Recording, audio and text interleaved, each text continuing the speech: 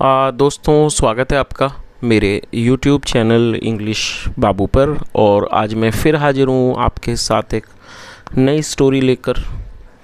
और दोस्तों, आज जो स्टोरी मैं आपके लिए लेकर आया हूँ ये एक मॉरल स्टोरी है। बहुत ही प्यारी, मज़ेदार, अच्छी कहानी है। कहानी सुनने में आपको मज़ा आएगा। उसके अलावा दोस्तों, आज की इस स्टोरी में आपको कई सारे नए एडवांस लेवल के वर्ड मीनिंग सीखने को मिलेंगे। उनकी करेक्ट प्रोनाउंसिएशन के बारे में पता चलेगा। और हमेशा की तरह जो इसका ग्रामर का पार्ट है उसे बिल्कुल डिटेल में कवर करेंगे, तो एक एक स्ट्रक्चर को आप बड़ी आसानी से सीख पाएंगे। और उसके अलावा दोस्तों, आप लोग कई बार कमेंट करते हैं कि सर आप थोड़ी एक लंबी स्टोरी लाइए और थोड़ी एडवांस लेवल की। तो दोस्तों, आज की जो स्टोरी है थोड़ी सी लंबी स्टोरी है, उसके अलावा ये एक एडवांस लेवल की है, तो यहाँ पर आपको कई सारी एडवांस चीज़ें भी सीखने को मिलेंगी।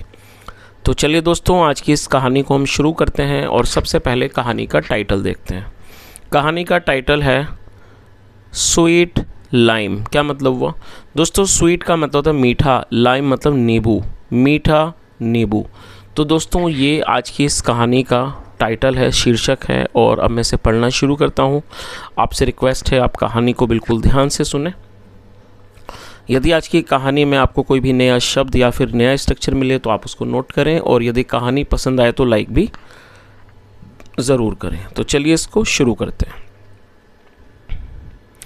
Akbar was in the habit of taking strolls in the corridors of the palace. क्या मतलब हुआ?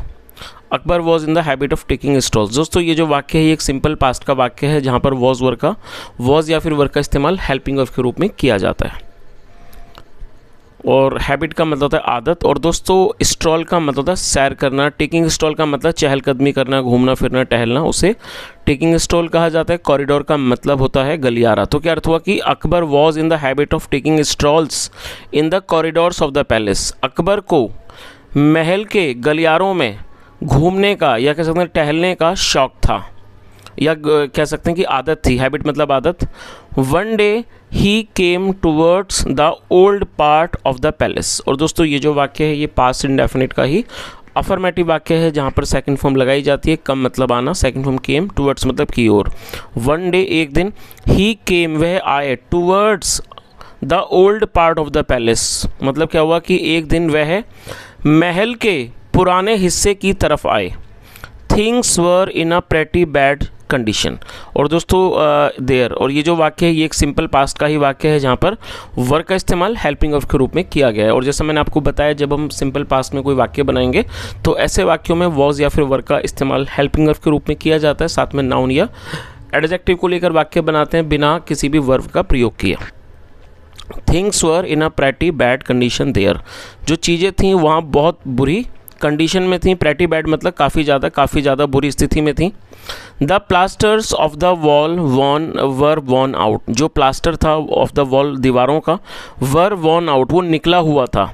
The chair was broken. जो चेयर थी वो टूटी हुई थी। And the whole space was filled with cobweb. Whole space मतलब जो स्पेस था, वो पूरा स्थान था, जो जगह थी, वॉज फिल्ड, वो भरा हुआ था, विथ कॉबवेब। कॉबवेब का मतलब होता है मकड़ी का जाला। और जो पूरा जो वो जगह थी, स्पेस था, वो क्या था? मकड़ी के जाले से भरा हुआ था। आगे देखिए।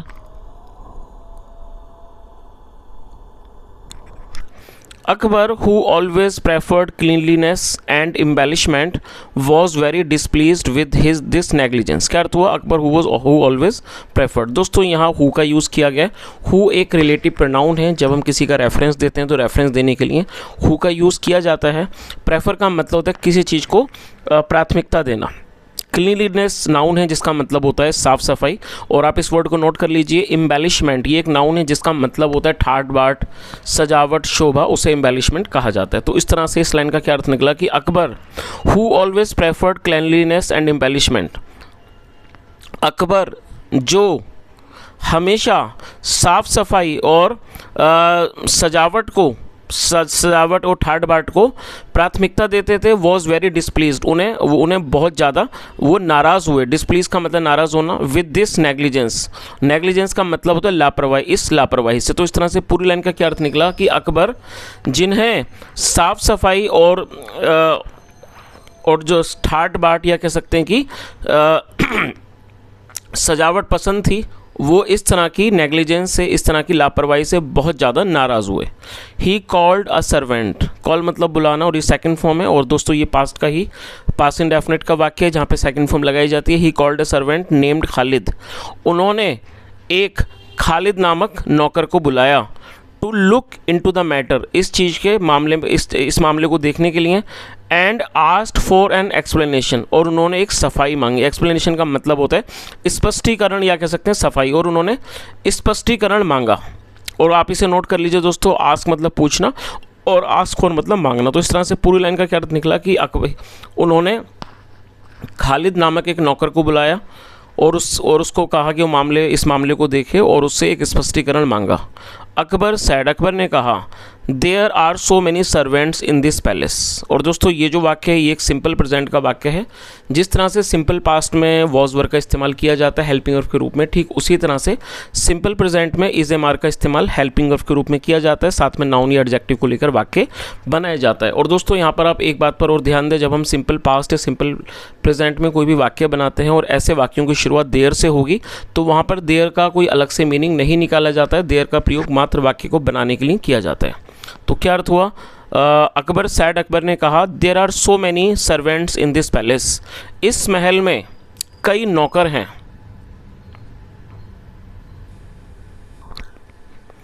And no one noticed it, और नोटिस का मतलब होता है देखना, किस चीज़ पर ध्यान देना। And no one noticed it, और किसी ने भी इस पर ध्यान नहीं दिया। तो इस तरह से पूरी लाइन का मतलब क्या निकला कि अकबर ने कहा कि इस महल में कई सारे नौकर हैं और किसी ने भी इस पर ध्यान नहीं दिया। You have to mend this place by tomorrow. और दोस्तों ये जो वाक्य है ये एक, इसके बारे में आपको बताता हूँ, ये एक फोर्स्ड एक्शन सेंटेंस है। सबसे पहले आप समझ लीजिए कि फोर्स्ड एक्शन सेंटेंस क्या होते हैं। फोर्स्ड एक्शन सेंटेंस का मतलब होता है जब हम कोई ऐसा वाक्य बनाएं जहाँ पर किसी भी तरह की मजबूरी को या फिर व्यवस्था को दर्शाते हैं, कोई ऐसा वाक्य, या फिर हम ये दिखाते हैं कि वहाँ पर कोई काम होना बहुत ज़्यादा आवश्यक है, कोई भी क्रिया होना, तो ऐसे वाक्यों को फोर्स्ड एक्शन सेंटेंस कहा जाता है। यदि वो प्रेजेंट में हो तो प्रेजेंट फोर्स्ड एक्शन सेंटेंस, और ऐसे वाक्यों में हैज़ टू या फिर हैव टू का इस्तेमाल हेल्पिंग वर्ब के रूप में किया जाता है, साथ में वर्ब की फर्स्ट फॉर्म लगाई जाती है, जैसे यहाँ पर किया गया हैव टू का यूज़। और दोस्तों MEND आप इसे नोट कर लीजिए। मैंड का मतलब होता है किसी चीज़ को ठीक करना, रिपेयर करना, सुधार करना। तो क्या अर्थ हुआ? उन्होंने क्या कहा, you have to mend this place by tomorrow. By tomorrow मतलब कल तक, कल तक आपको इस जगह की मरम्मत करनी है, कल तक आपको ये जगह ठीक करनी है। खालिद रिप्लाइड, खालिद ने जवाब दिया, यस जहाँ पना, हाँ जहाँ पना, it will be mended by tomorrow. और दोस्तों ये जो वाक्य है आप इसकी स्ट्रक्चर को जरूर नोट कर लीजिए। ये जो वाक्य है ये एक फ्यूचर इंडेफिनिट का पैसिव वॉइस का वाक्य है, और जब हम फ्यूचर इंडेफिनिट में कोई भी पैसिव में वाक्य बनाएंगे तो वहाँ विल बी के साथ वर्ब की थर्ड फॉर्म लगाई जाती है। और जैसा ऑलरेडी मैंने आपको बताया, मैंड का मतलब होता है किसी चीज़ को ठीक करना, सुधार करना, और थर्ड फॉर्म है मैंडेड। तो इस तरह से क्या अर्थ हुआ? खालिद ने जवाब दिया, हाँ जहाँ पना, it will be mended by tomorrow, इसे कल तक ठीक कर दिया जाएगा। आफ्टर 2 days, 2 दिन बाद, the emperor decided to visit the place and inspect the repair work. और दोस्तों ये भी पास्ट इंडेफिनिट का ही वाक्य है जहाँ पे सेकंड फॉर्म लगाई गई है, और इस वाक्य में 2 वर्ब का प्रयोग करके वाक्य को बनाया गया है। तो जब आप कोई भी ऐसा वाक्य देखें तो आप बनाना चाहें तो इसका बहुत ही सिंपल सा एक फॉर्मूला है कि जो आप पहली वर्ब लगाएंगे उसके बाद आपको टू लगाना है कंजक्शन के रूप में, और टू के बाद जब आप दूसरी वर्ब लगाएंगे तब आपको हमेशा ही वहाँ वर्ब की फर्स्ट फॉर्म का यूज़ करना होता है। और आप इसकी मीनिंग को नोट कर लीजिए। VISIT विजिट का मतलब होता है किसी जगह का दौरा करना, कहीं जाना, किसी से मिलना। इसके कई सारे मतलब हैं। तो क्या अर्थ हुआ? आफ्टर 2 days, 2 दिन के बाद, द एम्परर डिसाइडेड, एम्परर ने मतलब सम्राट ने फैसला किया, टू विजिट द प्लेस, स्थान, उस स्थान पर जाने का, and inspect the repair work. Inspect का मतलब होता है किसी चीज़ का निरीक्षण करना, और उस रिपेयर वर्क मतलब जो मरम्मत का काम था उसका निरीक्षण करने का उन्होंने फैसला किया। He was astonished to find the place in the same condition without any change. और दोस्तों एस्टोनिश्ड का मतलब होता है हैरान हो जाना, या कह सकते हैं आश्चर्यचकित हो जाना। तो क्या अर्थ हुआ इस लाइन का? He was astonished to find the place in the same condition without any change. और दोस्तों फाइंड का मतलब होता है मिलना या फिर पाना। वह उस स्थान को उसी स्थिति में पाकर, बिना किसी मतलब चेंज के पाकर वो बहुत ज़्यादा हैरान हुए, मतलब बहुत ज़्यादा वो आश्चर्यचकित हुए, बहुत ज़्यादा वो हैरान हुए जब उन्होंने उस प्लेस को, उस जगह को उसी कंडीशन में बिना किसी चेंज के, बिना किसी बदलाव के जब उन्होंने उसको पाया, वो बहुत ज़्यादा हैरान हुए। ही वॉज़ वेरी एंग्री, वे बहुत ज़्यादा नाराज़ थे। एंड कॉल्ड खालिद, और खालिद को बुलाया। खालिद स्टूड देयर, और दोस्तों ये भी पास्ट इंडेफिनिट का वाक्य है जहाँ पे सेकंड फॉर्म लगाई गई है। स्टैंड मतलब खड़ा होना, second form stood. Khalid stood there with his head down, Khalid वहाँ खड़ा हो गया विद हिज हेड डाउन, अपना सर झुका के।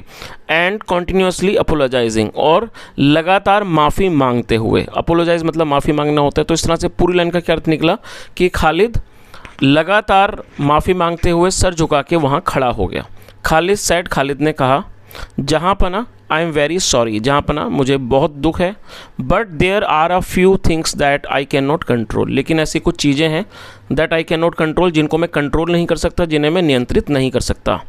The head repair man is ill, और जो हेड रिपेयर मैन है, रिपेयर मैन का मतलब होता है ऐसा व्यक्ति जो कोई काम की रिपेयर करे, मरम्मत करे, उसे रिपेयर मैन कहा जाता है। हेड मतलब मुखिया, तो उन्होंने क्या कहा, द हेड रिपेयर मैन मतलब जो रिपेयर मैन, मुख्य जो रिपेयर मैन है, मुख्य मरम्मत करता है, इज़ इल वो बीमार है। एंड आई फेल्ड, और मैं विफल हो गया, टू गेट एनीवन किसी को लाने में, हु कैन एड मी जो मेरी मदद कर सके, इन दिस मैटर इस मामले में। तो इस तरह से उसने क्या कहा कि जो मतलब कि जो मुख्य जो रिपेयर मैन है, जो मतलब जो रिपेयर करता है, वो बीमार है और मैं किसी और को लाने में विफल हो गया जो मेरी मदद कर सके इस मामले में। अकबर देन ऑर्डर्ड, फिर अकबर ने आदेश दिया, गो जाओ, एंड ब्रिंग अ बाउल और एक कटोरा लाओ, फुल ऑफ लाइम टुमारो मतलब फुल ऑफ लाइम नींबू से भरा हुआ, टुमारो मतलब कल। तो इस तरह से पूरी लाइन का क्या अर्थ हुआ कि अकबर देन ऑर्डर्ड, ऑर्डर का मतलब आदेश देना, और इस सेकंड फॉर्म में अकबर ने आदेश दिया, go and bring a bowl full of lime tomorrow मतलब कि जाओ और कल एक कटोरा भर के नींबू लाओ, नींबू लाना। You have to eat them, तुम्हें उन्हें खाना होगा, इन फ्रंट ऑफ मी मेरे सामने। चलिए आगे देखिए, दिस इज़ योर पनिशमेंट, ये तुम्हारी सज़ा है, ये तुम्हारा दंड है, ये तुम्हारी सज़ा है। और दोस्तों ये भी सिंपल प्रेजेंट का वाक्य है जहाँ पर इज़ का इस्तेमाल हेल्पिंग ऑफ के रूप में किया गया है। Khalid was very nervous and did not know what to do, Khalid was very nervous. और दोस्तों ये सिंपल पास्ट का ही वाक्य है जहाँ पर वॉज का इस्तेमाल हेल्पिंग ऑफ के रूप में किया गया है, और नर्वस एडजेक्टिव है जिसका मतलब होता है घबराया हुआ। Khalid was very nervous, Khalid बहुत घबराया हुआ था। And did not know what to do, और दोस्तों ये पास्ट इंडेफिनिट का नेगेटिव वाक्य है। जब हम पास्ट इंडेफिनिट में कोई भी नेगेटिव वाक्य बनाएंगे तो सब्जेक्ट के बाद डिड नॉट और उसके बाद वर्ब की फर्स्ट फॉर्म लगाई जाती है। और दोस्तों आज मुझे एक कमेंट याद आया, किसी सज्जन ने मुझसे ये पास्ट इंडेफिनिट का जो नेगेटिव है वो मुझसे पूछा था, तो मैंने उनको रिप्लाई में वो बता दिया था जो उसका फार्मूला था। तो यदि आप भी कोई ऐसे कहीं पर कोई चाहें कि कोई फार्मूला आपको ना समझ में आए तो कमेंट में पूछ सकते हैं, और मैं कोशिश करूँगा कि मैं उसका रिप्लाई करूँ। चलिए, तो इस तरह से क्या अर्थ हुआ,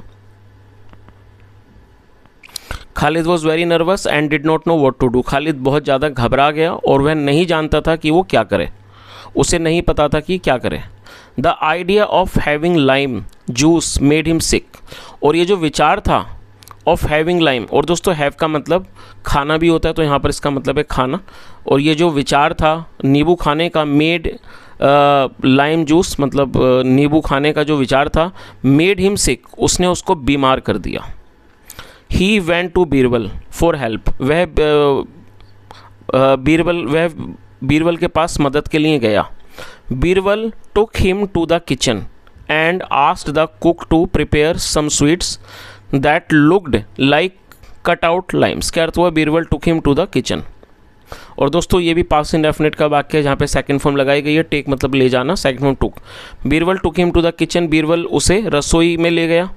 एंड आस्क द कुक, और कुक मतलब रसोइया, और रसोइये को कहा, क्या करने को कहा, टू प्रिपेयर तैयार करने को कहा, सम स्वीट्स थोड़ी मिठाई, that looked like cut out Lyme's जो बिल्कुल ठीक हूबहू नींबू की तरह दिखें। तो इस तरह से पूरी लाइन का क्या अर्थ निकला कि जो बीरबल थे वो उसे रसोई घर में ले गए और उन्होंने वहाँ रसोइये से कहा कि वो कुछ मिठाइयाँ तैयार करें जो बिल्कुल हूबहू नींबू जैसे दिखें।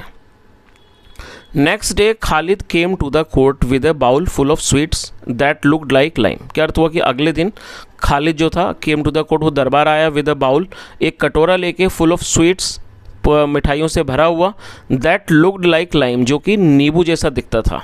आगे देखिए।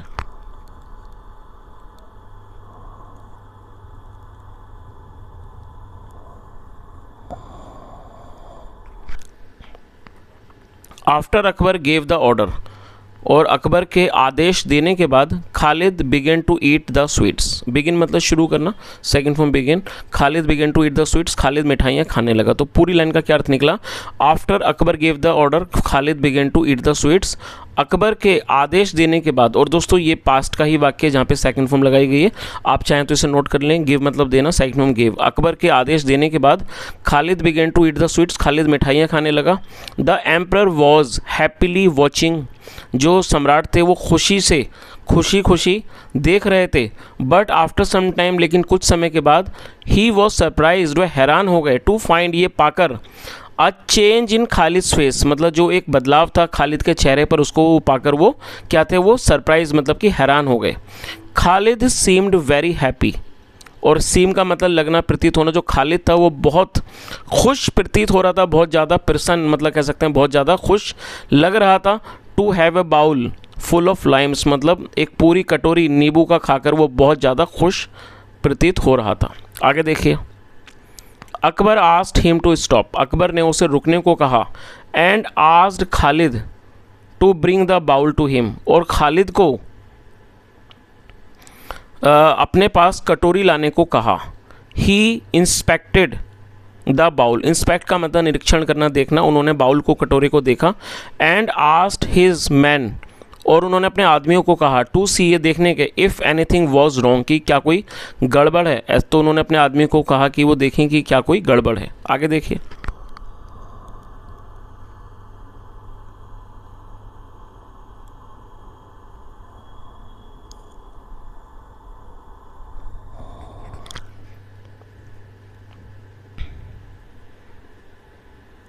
His man after testing it said, जहाँ पना, दिस इज़ नॉट लाइम। क्या अर्थ हुआ? His man. और दोस्तों ये जो मैन है, ये मैन का प्लूरल है, एम एन, मतलब कि एक आदमी। जब एक से ज़्यादा होते हैं तो प्लूरल के लिए MEN लगाना होता है। तो क्या अर्थ हुआ कि उनके आदमियों ने आफ्टर टेस्टिंग इट, इसको खाने के बाद, सेड कहा, जहाँ पना, दिस इज़ नॉट लाइम, जहाँ पना ये नींबू नहीं है। It is a sweet dish, ये कोई मीठी चीज़ है। दैट लुक्स लाइक लाइम, जो नींबू जैसी दिखती है। The emperor was about to imprison the man. और दोस्तों अबाउट टू का यूज़, वॉज अबाउट टू का यूज़ जब किया जाएगा जब हम कोई ऐसा वाक्य बनाएंगे जहाँ पर वाला था, वाली थी वाक्य की टेल पर होगा, तो ऐसे वाक्य में वॉज अबाउट टू के साथ वर्ब की फर्स्ट फॉर्म लगाई जाती है। तो क्या अर्थ हुआ? The emperor was about to imprison the man. Imprison का मतलब होता है किसी को कारागार में, जेल में डालना। जो सम्राट थे वो उस मतलब आदमी को कारागार में डालने वाले थे। When Birbal came up and said, जब बीरबल आए और उन्होंने कहा, जहाँ पना, I am responsible for this. उन्होंने, और दोस्तों ये भी सिंपल प्रेजेंट का वाक्य है जहाँ पर एम का इस्तेमाल हेल्पिंग ऑफ के रूप में किया गया। तो उन्होंने क्या कहा? जहाँ पना, I am responsible for this, जहाँ पना मैं इसके लिए उत्तरदायी हूँ, मैं इसके लिए जिम्मेदार हूँ। But you must also consider Khalid situation. और दोस्तों मस्ट का यूज़ जब किया जाता है जब हम कोई आवश्यक सलाह को दर्शाते हैं, तो ऐसे वाक्यों में मस्ट के साथ वर्ब की फर्स्ट फॉर्म लगाई जाती है। और आप इसे नोट कर लीजिए, कंसिडर का मतलब होता है किसी चीज़ को देखना, किसी भी चीज़ पर, किसी भी मुद्दे पर, किसी भी इश्यू पर विचार करना। आप इसे ज़रूर नोट कर लें, CONSIDER। तो क्या अर्थ हुआ? उन्होंने क्या कहा कि जो बीरबल थे वो आए और उन्होंने कहा कि जहाँ पना, I am responsible for this, मैं इसके लिए ज़िम्मेदार हूँ। But you must also consider Khalid situation, लेकिन आपको भी अवश्य खालिद की जो स्थिति है उस पर विचार करना चाहिए। He is not responsible for neglecting the repair work. और दोस्तों जैसे मैंने आपको ऑलरेडी बताया था, एक वर्ड नेग्लिजेंस जो था वो नाउन था और नेगलेक्ट वर्ब है, और ये फोर्थ फॉर्म है नेगलेक्टिंग, जिसका मतलब होता है किसी चीज़ को अनदेखा करना, किसी चीज़ को नज़रअंदाज करना। तो उन्होंने आगे क्या कहा? He is not responsible for neglecting the repair work, मतलब रिपेयर के काम को नज़रअंदाज करने के लिए ये जिम्मेदार नहीं है। He did as much as he could, उसने उतना ही किया जितना वो कर सकता था। Don't send him to jail, उसे जेल मत भेजो। फॉर दिस, इस काम के लिए। Akbar understood he was about to commit a wrong deed and appreciated Birbal's action. क्या अर्थ हुआ? अंडरस्टैंड मतलब समझना, और ये सेकंड फॉर्म है। अकबर समझ गए he was about to commit a wrong deed कि वो एक बुरा, मतलब एक रॉन्ग डीड का मतलब था कोई बुरा काम, वो एक बुरा काम करने वाले थे, वो इस बात को अकबर समझ गए। एंड अप्रिशिएटेड बीरबल्स एक्शन, और अप्रिशिएट का मतलब तारीफ़ करना, प्रशंसा करना, और उन्होंने बीरबल के काम की तारीफ़ की, बीरबल के इस एक्शन की, काम की उन्होंने प्रशंसा की। चलिए, तो दोस्तों इस तरह से ये छोटी सी कहानी यहीं ख़त्म होती है। और जैसा हमने देखा कि जो बीरबल थे उन्होंने अपनी बुद्धिमानी से और अपनी सूझबूझ से एक व्यक्ति के साथ अन्याय होने से उसको उन्होंने बचा दिया। तो दोस्तों ये आज की छोटी सी अच्छी सी प्यारी सी कहानी थी। यदि आपको अच्छा लगा हो कहानी सुनकर और आपको लगे कि आपने आज की इस स्टोरी में कुछ सीखा हो, तो आपसे रिक्वेस्ट है आप इस वीडियो को ज़रूर लाइक करें, दोस्तों के साथ शेयर करें, चैनल को भी सब्सक्राइब करें। कोई भी सुझाव हो तो कमेंट में ज़रूर बताएं। यहाँ तक सुनने के लिए thank you so much. Have a nice day and bye.